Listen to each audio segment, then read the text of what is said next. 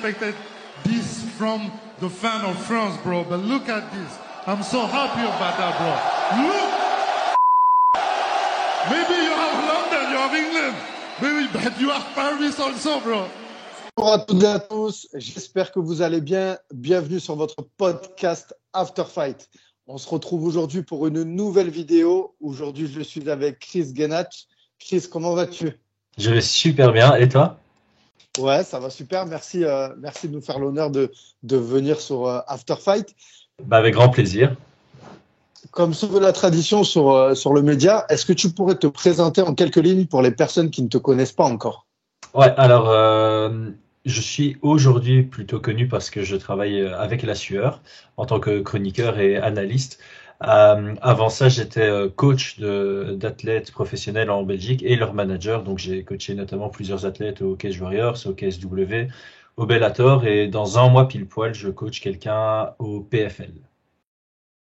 D'accord. Et est-ce que toi, tu as une base dans les arts martiaux, que ce soit le judo, le karaté? Ouais, j'ai un très long parcours qui remonte à quand j'avais, je sais pas, 5-6 ans. J'ai commencé par du karaté, j'ai fait un tout petit peu de boxe anglaise vers mes 15-16 ans, puis j'ai fait de la boxe thaïlandaise. Et en fait, là où je faisais de la boxe thaï, il y avait des cours de MMA que j'ai découvert quand j'avais 19 ans. Donc ça fait bientôt une quinzaine d'années. J'ai pratiqué le MMA pendant 3 ans en vue d'être compétiteur. Mais j'ai mis une priorité simplement sur le travail. Donc, quand j'ai commencé à travailler, je pouvais pas m'entraîner autant d'heures que ce que je voulais et que ce que j'avais l'habitude quand j'étais étudiant. Donc, à ce moment-là, j'ai fait une transition pour garder un pied dans le MMA sans avoir de frustration de pas pouvoir progresser moi-même au rythme que je voulais. Et donc, c'est à ce moment-là que je suis devenu coach à la base novice où j'entraînais des amis. Et de fil en aiguille, j'ai progressé comme ça jusqu'à devenir coach de plusieurs athlètes professionnels. Et au niveau de l'enseignement, tu l'exerçais dans la salle là où tu as commencé à faire du MMA ou comment ça se passe? Non, donc en fait, il faut repasser une bonne dizaine d'années plus tôt. Quand tu disais en Belgique que tu faisais du MMA, et c'était pareil en France à cette époque-là, les gens savaient pas ce que c'était. Ils faisaient toujours la blague avec les assurances, MMA, zéro blabla, zéro tracas. Ou bien le peu qu'ils connaissaient, c'était très vite, ça partait très vite dans les stéréotypes. Combat brutal, c'est pas un sport, c'est ultra violent. Et moi, j'appréciais pas spécialement ce genre de commentaires. Donc, j'ai décidé de louer une salle en Belgique pour donner des cours à des amis, pour leur prouver que c'était vraiment un sport, qu'il y avait un aspect stratégique, technique, qui était bien ancré déjà à cette époque-là. Et en fait, je pense que j'avais un groupe de 12, peut-être 13 personnes au début. Et donc, j'avais juste loué la salle tous les mercredis pendant un trimestre. Et à la fin du trimestre, j'en ai quasi tous voulaient continuer. Et la plupart m'ont demandé s'ils pouvaient pas ramener des amis à eux. Et en fait, ça a commencé à s'ébruiter comme ça. Moi, j'y ai pris goût. Et ouais, ça m'a vraiment lancé dans cette voie-là que j'avais pas spécialement anticipé. C'était vraiment un projet auquel j'avais pas spécialement réfléchi, que j'ai lancé comme ça. Et ça a mené à une petite carrière. D'accord. Et justement, je voudrais revenir aux sources. Comment tu as découvert le MMA? Quels sont tes souvenirs quand tu penses au MMA? Ça a commencé par YouTube, tout simplement. Ouais. Donc je pense que comme tout gamin vers 15-16 ans, tu découvres YouTube. Un des trucs que tu tapes sur la barre de recherche, c'est Fight ou Street Fight ou KO Highlight. Et bon, de temps en temps, tu tombais sur des vidéos de Mike Tyson en mode highlight. Puis à un moment, tu tombes sur des vidéos de Kimbo. Ouais, c'est sûr. Et puis de Kimbo, tu tombes sur des vidéos de Fedor et puis de Crocop. Et puis là, tu découvres en fait qu'il y a un sport, je vais pas dire derrière la bagarre de rue, mais en fait, tu remarques qu'il y a un sport où tout te semble permis. Tu comprends pas trop qu'il y a des règles, ce genre de choses. Et puis, en fait, c'est comme ça que j'ai découvert l'UFC. J'ai fait des traductions pour eux. En contrepartie, ils m'ont envoyé des vêtements. Je suis allé dans une salle de fitness m'entraîner avec des vêtements UFC et il y avait un coach là-bas qui connaissait une salle de MMA en Belgique. Il m'a dit, je vais te donner le contact du coach là-bas et va t'entraîner. C'est comme ça que je suis allé dans cette salle, mais à la base pour faire du Muay Thai. Parce que mon meilleur ami voulait faire que de la boxe thaïlandaise et moi je suis un peu timide à la base. Donc voilà, je voulais pas arriver tout seul dans un sport nouveau. Donc voilà, j'ai été avec lui pour faire de la boxe thaï. Et quand je me sentais à l'aise dans la salle, j'ai commencé le MMA. Et du coup, la partie où tu commences YouTube, en fait, parce que là, la salle, tu peux nous dire c'était à quel endroit en Belgique? À Oudergem, c'est à Bruxelles. D'accord. C'est à Bruxelles. D'accord, ok. Toi, tu es originaire de là-bas? Alors Originaire de Bruxelles? j'ai vécu toute ma jeunesse à Wezenbeek et Oekreinem, qui sont des communes qui sont limitrophes à Bruxelles. Donc je suis vraiment de ce coin-là. J'ai été à l'école à Bruxelles, donc c'est là que j'ai grandi. Maintenant, j'ai déménagé à 40 minutes de là-bas. Et bien sûr, il me semble, c'est Tarek Safadine, je crois, Safidine, ouais. Safadine, le combattant belge. Il me semble que c'est l'un des premiers, non? Il y en a eu un deuxième. Je ne saurais plus le nom. Gaetano Pirello. Et il y a eu aussi Oui, Cindy Dandois Gaetano qui a fait Pierre. un seul combat féminin à l'UFC. Et ouais, pour l'anecdote, je me suis entraîné. Enfin, là où j'ai commencé le MMA, c'est là où Tarek Safidine s'entraînait. Alors, on s'est pas entraîné ensemble, mais quand je faisais du Muay Thai, là, lui était là en MMA. Et c'est à ce moment-là que lui est parti vivre aux États-Unis. Et que moi, j'ai commencé le MMA juste après son départ. Et de ce groupe de personnes que tu as coaché, est-ce qu'il y en a aujourd'hui qui ont pu intégrer l'élite? Et j'imagine que tu as dû manager aussi, tu as dû enfiler Ouais. en fait une deuxième casquette. Ouais, c'est ça. Donc en fait, quand j'étais coach novice, il y en a pas qui ont percé. Enfin, donc j'ai pas pris quelqu'un qui avait jamais fait de MMA et puis qui a percé. Donc j'ai jamais formé de zéro au niveau élite. Ce qui s'est passé, c'est que à l'époque où je coachais des novices et des amateurs, j'avais aussi un blog. Et il y avait une équipe prédominante à Bruxelles euh, avec plusieurs combattants professionnels qui s'entendaient plus avec le manager slash coach de là-bas et qui voulaient en fait partir de cette équipe pour créer leur propre équipe. Le problème, c'est que eux, c'était que des combattants. Donc, il y avait personne pour les chapeauter et ils cherchaient quelqu'un. Et en fait, Brian Boulan, qui est un combattant belge professionnel que j'ai pu coacher et manager, me connaissait via mon blog. Et donc, il s'est dit, tiens, ça peut être la bonne personne pour nous chapeauter. Il m'a contacté, on est allé boire un café. On a fait un court test, ça s'est très bien passé et c'est à ce moment-là que j'ai intégré l'équipe qui s'appelait Red Kings. Et donc dans cette équipe-là, effectivement, il y a quelques combattants qui ont été, enfin, qui sont encore au niveau élite, notamment Brian Boulan, qui a une longue carrière au Cage Warriors et qui a obtenu notamment un title shot contre Ilia Topuria. Bon, évidemment, ça s'est pas super bien passé, mais ça reste notable quand même. On a Donovan Desmae qui lui aussi a obtenu son title shot au Cage Warriors. Selon moi, il l'a gagné, mais on perd à la décision partagée contre Sardari. C'était pendant le Covid. Maintenant, il est au KSW, 2 victoires, 1 défaite au KSW, en lightweight, donc dans la division dans laquelle Saladin Parnasse arrive pour faire un petit clin d'œil à la France et faire le lien. Et alors, on a Grit Takeout qui a combattu notamment au TKO au Canada, là où Cyril Gane a fait ses débuts, qui a fait un combat au Bellator contre Mandy Bum, qui est maintenant à l'UFC, et qui va combattre au PFL dans un mois. Ouais, donc du beau monde quand même. Ouais. Ouais, non, franchement, je sais pas être humble en disant ça, malheureusement, mais je pense qu'entre 2017 et 2020, on a clairement été l'équipe belge la plus performante.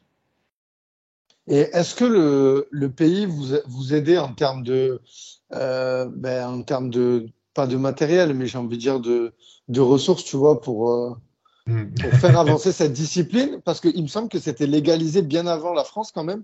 Alors, c'est légal, mais c'est pas supporté ni soutenu. Donc, j'ai organisé des événements, notamment euh, en 2016, 2017 et 2019. Et en fait, tu n'as aucun subside. Donc, tu es livré à toi-même. Pareil pour les athlètes, ils n'ont aucun statut. Ils n'ont pas de D'accord. rémunération, ils n'ont pas d'aide. Donc, tu es vraiment livré à toi-même et tu dois te débrouiller. Euh, le MMA en Belgique connaît une ascension, mais ultra progressive et très lente. Il n'y a pas d'explosion pour le moment. Donc voilà, on a toujours été satisfait du fait que c'était légal et qu'on pouvait s'entraîner sans problème, qu'on pouvait organiser des événements sans problème. Mais il n'y a aucun support, c'est très difficile de trouver des sponsors et c'est littéralement impossible d'avoir des subsides. Et quand tu vois l'évolution de la France là sur les 2, 3 dernières années, Ça enfin donne on envie. est voisins quand même. Ah ouais, j'imagine. Ça donne Ça doit envie. être Ben, en fait, le truc, c'est que je pense qu'en France, les gens sont déjà beaucoup plus ouverts à ça. il y a un meilleur engouement qu'en Belgique. Et je sais pas, j'ai l'impression que le fait que c'était illégal, ça a aidé au fait que ça fasse un gros boom au moment où ça s'est légalisé, parce qu'en fait, il y avait un genre de frustration qui s'est créé. Ça a aussi permis aux médias d'en parler davantage. D'ailleurs, moi, la première fois que j'ai organisé mon événement, c'était en 2016, et le MMA était illégal en France, et quasi tous les journaux qui me téléphonaient pour faire un article sur mon événement, une des premières questions et une des questions les plus importantes, c'est ah ben pourquoi c'est interdit en France et pas en Belgique? Et ça prouve à quel point il y avait un certain intérêt euh, grandissant auprès des médias de ah c'est illégal et maintenant c'est légal, et donc voilà, il y a eu un peu cette communication générale qui a permis de donner de la lumière à ce sport, un peu dans la même vague que McGregor et tout ça. Donc voilà, ça a explosé. Il y a eu l'UFC Paris. J'entends maintenant que depuis l'UFC Paris, ben, les salles sont toutes remplies, que dès qu'il y a un événement en France, il y a plein de demandes de tickets pour aller voir sur place, peu importe dans quelle région l'événement prend lieu. C'est une très bonne chose. Moi, j'attends ça, j'attends qu'il y ait ça en Belgique, mais encore une fois, ce qui nous manque, c'est un ambassadeur. Je pense que ça se joue aussi en France. Voilà, il y a plusieurs combattants à l'UFC. Ça aide à faire connaître le sport. Ici, tant qu'on n'a pas de combattants qui performent à l'UFC avec des victoires et tout ce qui s'ensuit, ben les médias n'en parlent pas trop. Et quand les médias n'en parlent pas, la grande population ne connaît pas très bien. D'accord. Et du coup, tu t'es lancé aussi en tant que commentateur. Alors, est-ce que ça s'est fait après YouTube? Parce que je pense tu le disais en début d'interview, on te connaît beaucoup parce que maintenant, tu es sur le média numéro 1 français, La Sueur. Mais faut savoir que tu as commencé, j'ai envie de dire, dans ta chambre. Tu as Ouais, fait beaucoup d'analyses de combat. D'ailleurs, moi, je t'ai connu à ce moment-là. c'est bien. Euh, ouais, mais franchement, tes analyses, peut-être que j'étais pas assez qualifié sur le MMA pour pouvoir les écouter, tu vois. Parce que Ok. vraiment, tu allais dans tous les détails. J'ai l'impression que sur La Sueur, tu résumes beaucoup, tu vois. Je sais pas si tu comprends ce que je veux dire. Tu vas Ouais, moins dans les détails que ce que tu faisais sur ta chaîne. ouais. Enfin, tout ça pour t'amener sur comment ça s'est fait à te lancer dans le YouTube game du MMA. Eh ben, écoute, je sais quasi pas répondre parce que je me souviens pas exactement de mon état d'esprit à ce moment-là. Ok. Ça s'est fait pendant le Covid, donc clairement c'était une période où j'avais un peu de temps parce que j'étais en chômage technique. Je travaillais en immobilier à l'époque, donc l'immobilier évidemment pendant le Covid ça fonctionnait plus très bien, ce qui fait que je me retrouvais avec des heures à la maison. Ça faisait des années et des années que j'étais fan de Jack Slack, Heavy Hands, et que je suivais aussi Dan Hardy. Et je sais pas, en fait, ouais, maintenant je tilte. Donc en fait, je suis un grand fan de Dan Hardy. J'écoutais, je regardais toutes ses analyses. Et je voulais simplement faire la même chose aussi pour analyser les combats de nos combattants, ce genre de choses. Donc voilà, j'ai trouvé un outil pour faire un peu la même chose que lui. Et puis je me suis dit, tiens, je vais le tester, je vais uploader ça sur la chaîne YouTube que j'avais créée pour mes événements. Euh, Ça faisait quelques vues, ça intéressait les gens, et comme c'était nouveau, ben, il y avait clairement un intérêt à suivre. Et le fait que j'avais déjà ma chaîne YouTube grâce à mes événements, j'avais un combat qui avait fait 300 000 vues, un combat de filles, enfin de Gris Takeout. Donc j'avais 300 000 vues sur ce combat-là, j'avais plus de 1000 abonnés, donc elle était monétisable directement. Et en fait, je me suis dit, bah, je vais monétiser, je vais voir ce que ça donne. Et en fait, je me suis rendu compte que bah, je pouvais prendre mon temps pour faire quelque chose que je kiffe, analyser des combats, le mettre en ligne et avoir une. Ah, c'est vraiment ridicule, hein, les rémunérations sur mes premières vidéos, c'était genre 5 euros, un truc comme ça. Mais étant donné que dans les commentaires YouTube, il y avait quand même beaucoup de positifs, alors que j'ai toujours cru que sur YouTube, tout le monde était négatif, bah, ça m'a motivé à continuer. Et puis au final, même quand j'ai repris le boulot, je me suis mis un objectif de faire au moins une vidéo par semaine. Et comme tu le dis, qui allait fort dans le détail. Après, le truc, c'est que moi, j'avais ma chaîne, c'était pas un objectif long terme. Donc, j'utilisais les images UFC sans vraiment avoir les droits, même si j'avais quelques autorisations grâce à Eleven Sports, comme je suis commentateur chez eux, mais pas tout. Donc j'ai pris des risques. Au pire, je me suis dit, bah, ma chaîne, elle n'existe plus et j'aurais pris mon pied. Euh, et c'est pour ça que je pouvais aller plus dans le détail, parce que c'est plus facile d'aller dans le détail avec des vraies vidéos qu'avec des screenshots, tout simplement. Donc voilà, j'ai lancé ma chaîne YouTube comme ça a bien fonctionné, ça m'a permis de me faire un petit nom sur Internet et puis c'est comme ça, je pense que j'ai été détecté par la sueur en fin d'année 2021. Et notamment, on a pu te voir aussi, tu disais commentateur chez RMC Sport. Il me semble que c'était pour l'UFC de Paris, si je dis Ouais. pas de. Ça, c'était un one shot ou dans le futur, c'est possible de te revoir collaborer avec eux? Ouais, la porte n'est pas fermée à une autre collaboration. J'avais aussi été contacté un peu sorti de nulle part, je m'y attendais pas. J'ai reçu un message de Alexandre Herbinet qui travaille chez RMC, qui avait juste notifié l'intérêt de faire une collaboration à un moment donné, rien de précis. Et en fait, quand l'UFC Paris a pointé son nez, ben, c'est là où j'ai eu une opportunité de travailler du coup en studio pour eux. J'ai évidemment accepté parce que c'est le genre d'opportunité qu'on refuse pas. Ça a été une super expérience. Ça s'est très bien passé et voilà, on a dit que il y aura potentiellement d'autres opportunités pour à nouveau collaborer. J'avais d'ailleurs été rappelé dans le RMC Fighter Club pour débriefer de l'UFC 281. Je sais plus si c'est 281, mais c'est Makhachev contre Oliveira. C'était par Donc, téléphone, il me semble. ouais, c'est ça, c'était par téléphone. Avec Jonathan McCardier, et j'ai Exactement. pas le nom de son confrère, mais je leur Ouais, passe bien le Alexandre bonjour. Herbinet, celui qui m'avait contacté de base, et on avait eu Cassata qui était aussi passé sur l'épisode. Ouais, je me rappelle de cet épisode. Et il me semble aussi que tu as fait un peu le Bruce Buffer aussi t'as fait le speaker. Ouais. Eh ben, à mon propre événement, le dernier que j'ai organisé, qui est Warriors Academy Bruxelles, le speaker que j'utilisais d'habitude, il avait déménagé au Canada. Et franchement, j'avais pas trop envie de prendre le risque avec quelqu'un que je connaissais pas. C'était une expérience que j'avais envie de vivre. Comme c'était le 4e événement que j'organisais, j'étais assez confiant en le fait que j'avais pas besoin d'avoir un autre rôle sur place.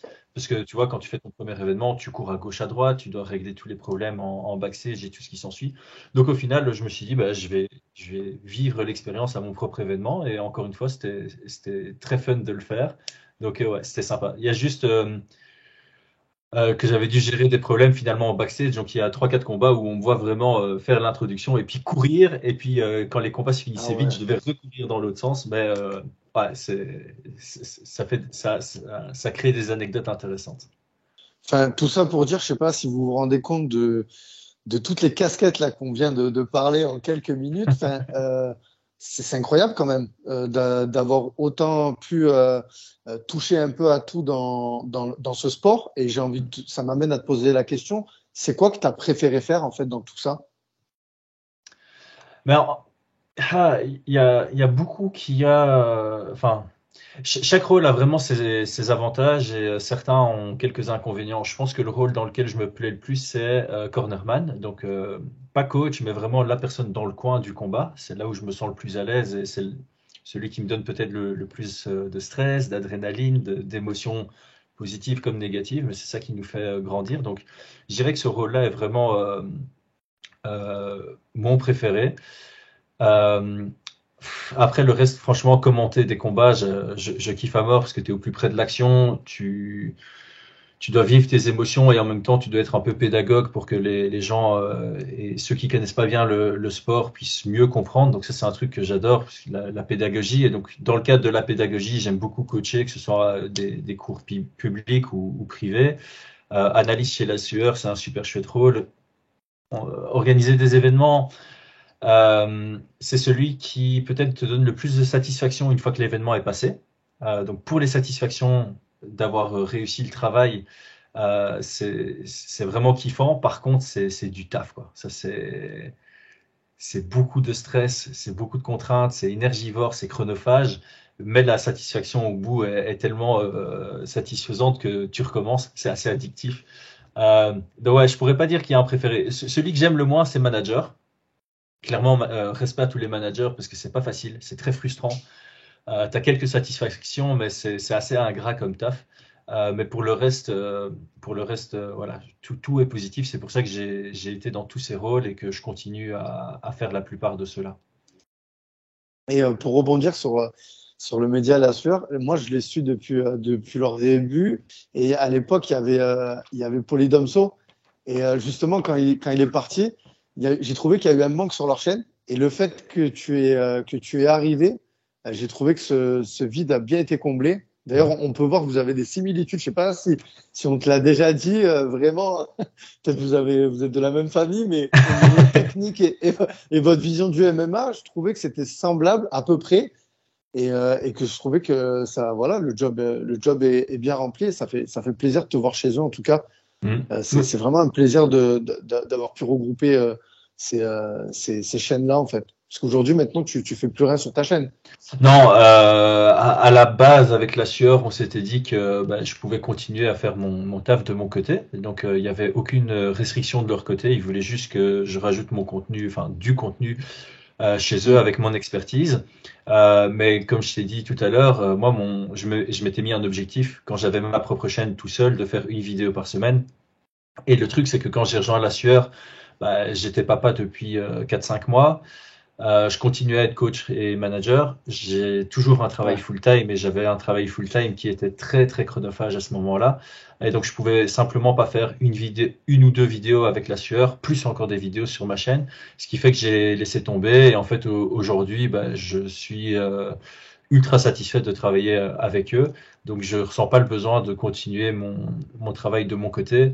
Voilà, ma mission dans le monde du MMA, c'est vraiment de véhiculer une image positive du sport et aussi d'éduquer les nouveaux fans à avoir une connaissance plus spécifique et plus spécialisée du sport. Donc, avoir ma chaîne en parallèle à celle de la sueur, ça n'a pas de sens parce qu'en fait, mon objectif est bien mieux rempli avec la sueur que ce qui ne l'était quand j'étais seul et que je devais faire ma petite communauté. Donc, je pense que tous ceux qui me suivaient suivent la sueur. Et la sueur, il y a plus de monde qui les suit que des gens qui me suivaient moi. Donc, je remplis mieux mon objectif en étant en collaboration totale avec eux. Et là, récemment, tu as créé ta propre ligne de vêtements aussi. Ouais. D'ailleurs, j'invite tous les gens à aller voir ces Minimalisme. modèles. Ouais. Ouais, minimalisme, avec le petit clin d'œil à l'octogone, c'est ça? C'est ça. En Pour fait, le logo. ouais. Donc là, le projet, c'était. Je suis un gars qui a fait une bucket list. Donc Ok. j'ai fait ça, je sais pas, il y a assez longtemps, mais bon, j'ai 100 trucs à faire avant de mourir. Notamment, voilà, j'avais écrire un livre que du coup j'avais fait aussi sur le MMA, et j'avais lancé une marque de vêtements qui était dedans parce que ça m'avait l'air d'être assez fun. Et j'ai lancé ça parce que je travaillais dans une boîte qui faisait de l'e-commerce, donc je voulais en fait apprendre toutes les facettes du e-commerce. Et donc c'est le bon moment pour lancer une marque de vêtements. Après, c'est pas un projet. Enfin, je sais que c'est une mauvaise pub que je fais là. C'est pas un projet où je me dis tiens, c'est ça qui va faire ma vie. Je me suis dit, si le projet se lance bien, moi, ce qui me ferait kiffer, c'est de pouvoir créer des emplois qui soient chouettes. Donc, j'aimerais bien un jour être un employeur, comme ça, je peux rendre des gens heureux en m'assurant qu'ils sont bien dans leur taf, qu'ils ont un bon équilibre de vie, qu'ils ont une bonne balance. Donc, je me dis, si le projet grandit et que ça peut me permettre de créer un ou deux emplois et rendre une ou deux personnes heureuses dans leur taf et du coup dans leur vie, parce que voilà, c'est une grosse partie de la vie, tant mieux. Maintenant, si ça prend pas, j'aurais essayé et ça m'aurait fait kiffer d'apprendre comment utiliser Shopify et faire des designs et ce genre de choses. Ah, super. Non, mais en tout cas, c'est un beau message et j'espère vraiment que tu réussiras dans tous les domaines que tu entreprends. De toute façon, c'est porteur de bienveillance et puis ça fait avancer le MMA. Donc, let's go, quoi. Ouais, Big up. c'est ce qu'on vise, hein. Moi, je pense que c'est ça qui est le plus important dans la vie, c'est de trouver ce qu'on aime faire et puis essayer de faire en sorte de ne faire que ça. Donc voilà, quand tu aimes le MMA, moi j'ai toujours dit, ça fait 10 ans que je le dis, depuis que j'ai commencé à donner des cours à mes potes, j'ai dit, moi mon rêve c'est de vivre Vive du de ça, MMA. quoi. C'est Ouais. ça. Et en fait, c'était très difficile en Belgique il y a 10 ans, et même il y a 3 ans, j'étais encore en train de dire, bon, j'espère que ce sera l'année prochaine. Et il y a 2 ans, je me dis, j'espère que ce sera l'année prochaine. Et cette année, je me dis, ah, j'espère que c'est cette année. Mais voilà, il faut trouver ce qu'on aime faire et puis tous les jours travailler pour que ça en devienne sa vie, quoi. Et j'avais envie de te poser la question, quel est aujourd'hui le meilleur combat que tu aies vu, que ça soit derrière un écran ou en live? Alors, celui qui m'a donné le plus d'émotion, c'est pas du tout le plus Ouais. beau combat au monde, mais c'est parce que j'étais sur place pour la première défaite de McGregor à l'UFC. Donc, McGregor Nate Diaz. J'étais pour McGregor pourtant, hein. Je suis un grand fan à la base, enfin, je suis un grand fan de Prime McGregor dans la cage. En dehors de la cage, j'aimais bien son trash talk jusqu'au moment où ça devienne un peu, ou au moment où il passe la ligne de l'inacceptable. Ouais. Donc à ce moment-là, j'étais encore bien fan de McGregor et en fait, je sais pas comment expliquer l'intensité du combat et l'ambiance du public m'a rendu neutre et il y a juste le fan de MMA qui est ressorti en moi et ce finish à la fin, c'était une folie pure de vivre ça en live. Donc je dirais que le combat qui m'a le plus marqué, c'est probablement ça en termes, euh, en termes d'émotion et en tant que fan. Parce que forcément, en termes d'émotion, ça allait beaucoup plus haut quand je coachais mes combattants et qu'ils avaient des victoires. Là, j'ai déjà fait un blackout d'émotion. C'est-à-dire, j'ai 3 minutes de ma vie, je m'en souviens pas. Entre la fin du combat et le moment où je me retrouve dans la cage, blackout total, sans alcool, pas mal.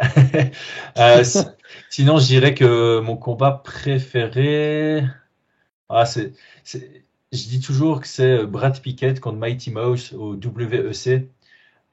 C'est probablement pas le plus excitant qu'on puisse regarder, ni même le plus beau. Mais pour moi, ça représente quand même l'époque où je suis vraiment devenu fan de MMA. Et ce combat-là m'avait vachement marqué parce que c'était le moment où je commençais à me renseigner sur tout l'aspect technique et stratégique du MMA. Et ce combat-là, pour moi, représente vraiment ce qu'est le MMA. Parce qu'il y a eu du pied-point, il y a eu du sol, il y a eu de la lutte, il y a eu du cœur. Techniquement, c'était très propre. Ouais, c'était un très beau combat. Donc c'est celui-là qui, c'est probablement mon combat préféré que je pourrais regarder vraiment une fois par an jusque- jusqu'à mon dernier jour. Et c'est impossible pour moi de ne pas te parler de l'ambassadeur du MMA en France, qui pour moi est Cyril Gane. Je pense que tu as suivi son ascension. Là, on vient d'apprendre la nouvelle récemment qu'il allait combattre John Jones. Ouais. Je veux savoir, toi, qu'est-ce que tu en as pensé? Je te dispenserai de nous faire une belle analyse. De toute façon, j'inviterai tous les gens à aller la voir sur la sueur dans pas très longtemps. Mais qu'est-ce que tu en as pensé et quelle émotion ça te fait, étant donné que voilà, on est voisins et que tu as suivi tout ça et que en plus, on sait qu'il est très proche de la sueur. Donc voilà, je pense que tu as dû le côtoyer au plus près, Ouais. quoi. Bah, moi, je suis Cyril Gane depuis son tout premier combat MMA. Je vais pas commencer à mentir à dire que je le connaissais avant, mais juste pour l'anecdote, il a fait son premier combat au TKO au Canada. Donc, Mhm. on n'a pas su se croiser sur place, mais je venais d'aller 3 fois sur un an au Canada pour le TKO avec Gris Takeout. Et à chaque fois que j'y allais, c'était une période où je me disais, en fait, je me suis toujours dit que j'allais potentiellement faire un combat pro dans ma vie. Et à l'époque où je coachais, je me dis si ça arrive, c'est vraiment sur un last minute. C'est vraiment un truc où je suis sur place et puis il y a une opportunité qui sort de nulle part. Enfin, ma vie a souvent été comme ça sur des moments complètement anodins. Et quand j'étais au TKO, je sais pas, je voyais à ce moment-là, j'étais 105, 106 kilos, donc je voyais les poids lourds et je disais bon ben Adam Dzika, si son adversaire tombe à l'eau, je saute dessus quoi, j'y vais. Je pense pas que j'allais gagner, vraiment pas, mais c'est clairement le truc de fou. Enfin, ça représente bien ma personnalité de faire ce genre de truc. Et du coup, ouais, quand Cyril est allé au TKO, bah, clairement, je suivais à fond la catégorie poids lourd de cette promotion. Donc, j'avais suivi son premier combat. Je crois qu'à son deuxième combat, Jack Slack a directement commencé à parler de Cyril Gane. Et donc, je me suis dit, OK, si Jack Slack parle si tôt d'un gars qui n'est pas encore à l'UFC, c'est qu'il y a quelque chose. Et clairement, voilà, il a eu une ascension qui est dingue. Je suis ultra content qu'il ait cette ascension parce que, comme tu l'as dit, c'est un ambassadeur. D'un point de vue personnalité, d'un point de vue attitude, il véhicule les bonnes images. Donc je dirais que je les mets sur un pied d'égalité, mais lui et Manon Fiorot, pour moi, sont les deux ambassadeurs du MMA en France pour le moment. Il y en a d'autres qui arrivent, mais c'est clair que le meilleur ambassadeur, c'est aussi celui qui a les résultats qui vont avec. Il y a beaucoup de combattants français qui véhiculent une très bonne image, mais les médias en parlent pas assez parce qu'ils n'ont pas les résultats qui suivent. Donc voilà, Cyril contre Jones, c'est génial. pour lui, pour sa carrière, pour sa visibilité, même s'il a déjà une énorme visibilité. C'est pour la ceinture vacante, donc il a de nouveau une chance à ce titre qui est quand même l'objectif, le Saint Graal pour tous les combattants MMA. Et il fait face à l'un des GOAT, pour certains le GOAT, avec une astérisque à côté, c'est toujours ça qu'on dit contre lui. Bon, bref, je suis pas très très fort dans ce genre de débat, donc je vais pas rentrer dans le détail. Et en plus, c'est complètement abordable pour lui. Je veux dire, d'un point de vue style, il a les armes pour gagner. En plus, toutes les inconnues sur lesquelles on doit spéculer, elles sont du côté de John Jones, c'est-à-dire que on sait exactement ce que peut faire et ce que devrait faire Cyril Gane. On sait avec quel niveau il va rentrer dans la cage. Si c'est un bon sort pour lui, on sait qu'il a déjà toutes ses chances de base. Mais en plus de ça, il y a quelques petites inconnues qui rajoutent de l'espoir du côté français, évidemment. La longue absence de John Jones, le fait qu'on ne sait pas ce que ça donnera en poids lourd, est-ce qu'il sera aussi rapide. La seule fois où il a vraiment fait du powerlifting, c'était sa pire performance, c'était contre Ovin Saint-Preux. Voilà. Après, de l'autre côté, John Jones, c'est pas bête. Les mauvaises performances de John Jones, c'est quand il n'était pas ultra motivé. Là, je pense qu'on va voir un John Jones avec la motivation qu'il a eue pour battre Daniel Cormier la deuxième fois, avec la motivation qu'il avait pour éclater Gustafsson dans la revanche. Je crois que c'est ce John Jones-là qu'on va avoir, et donc on va avoir un combat comme on les aime. C'est le genre de combat où tu as vraiment deux mecs ultra compétents.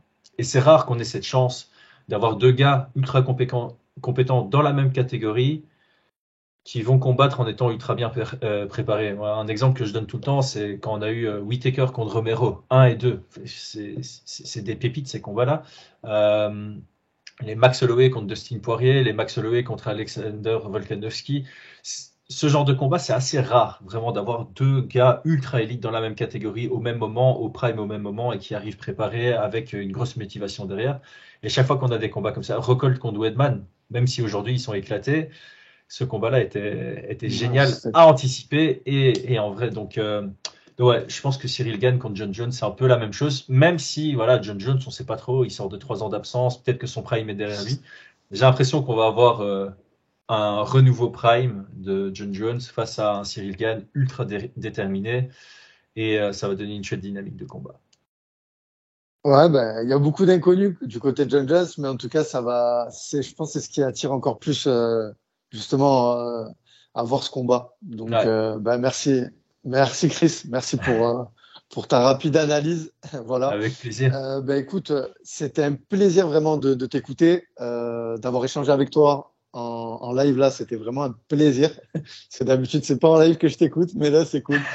Donc, voilà, merci d'avoir répondu à toutes mes questions. Avant de nous quitter, il y a le 5 chez After Fight. C'est un petit quiz de 5 questions. C'est inévitable. Il est préparé spécialement pour toi. Est-ce que tu es prêt? Je suis toujours prêt. Le striking ou la lutte? Le striking. Khabib Nurmagomedov ou Georges Saint-Pierre? Georges Saint-Pierre. Si ce combat avait lieu. Ouais. Ah, pardon, je pensais que tu me demandais mon préféré. Et si ce combat avait eu lieu, c'était vraiment... Si le combat avait eu lieu, prime contre prime, hein, j'imagine, même si c'est impossible, parce que les années sont pas les mêmes. Georges Saint-Pierre. Ok. Podcast ou commentateur? Commentateur. Cardio ou musculation? Musculation. D'ailleurs, on peut voir, tu as une chaîne quand même. Hein, tu t'entraînes bien. D'ailleurs, tu donnes des secrets j'ai vu sur tes stories sur Insta. C'est un régime magique, c'est ça? Ah, riz poulet pour brocoli. J'étais obligé de le mettre dedans. Non, mais pour l'instant, je m'entraîne fort en muscu. Le cardio reviendra. Donc, j'ai répondu à la question en mode qu'est-ce que je préfère entraîner? Ok. Et ça m'amène à la prochaine question. Ton repas préféré? En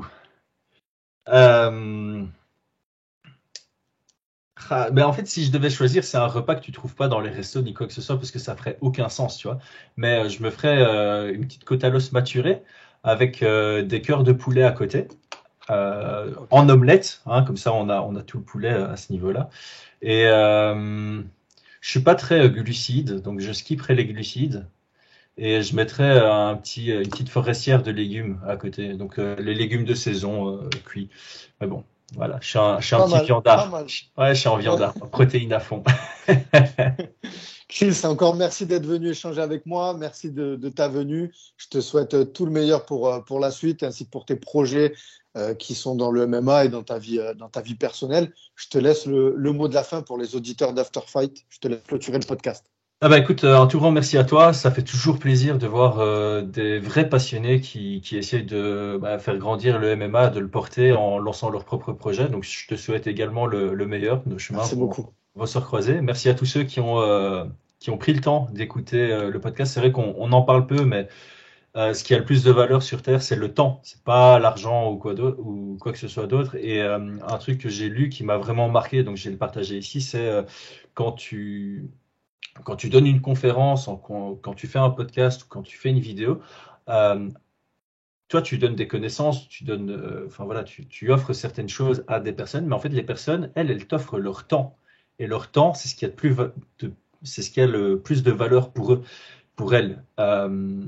Donc, quand toi, tu fais un travail qui demande du temps à d'autres personnes, il faut être bien préparé et il faut être capable de remercier à ces personnes-là d'avoir donné de leur temps pour t'écouter, pour entendre ce que tu avais à dire. Donc voilà, tous ceux qui sont encore connectés après 36 minutes de podcast ici, je vous remercie d'avoir pris de votre temps pour écouter ce que moi j'avais à dire. Merci, Chris. Avec À grand très plaisir. bientôt. À très bientôt.